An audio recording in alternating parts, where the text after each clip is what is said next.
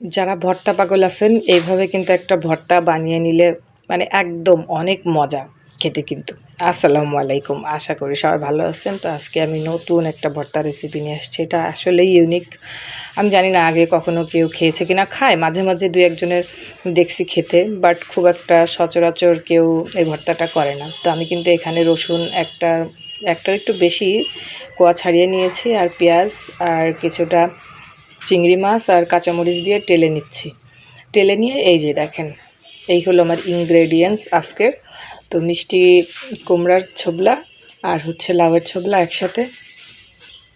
আমি এটা 5 থেকে 7 মিনিটের মতো একটু সিদ্ধ করে নেব। একদম এই পানিটুকু শুকায় যাবে, জাস্ট পানিটুকু শুকাই গেলে ব্লেন্ডারে ব্লেন্ড করে নিলেই কিন্তু হয়ে যাবে। তো আমি কিন্তু প্রথমে অল্প একটু তেলের ভিতরে কিন্তু ওইগুলো টেলে নিয়েছি, কারণ ভর্তায় কিন্তু খুব বেশি তেল খাওয়া ঠিক না, বা খায় না মানুষ আমার জানা মতে। তো কম মশলাই, তো আমি এখানে পেঁয়াজ রসুন আর কাঁচামরিচ আর হচ্ছে হালকা একটু সয়াবিন তেল দিয়ে এই যে টেলে নিয়েছি, যে পোড়া পোড়া করে।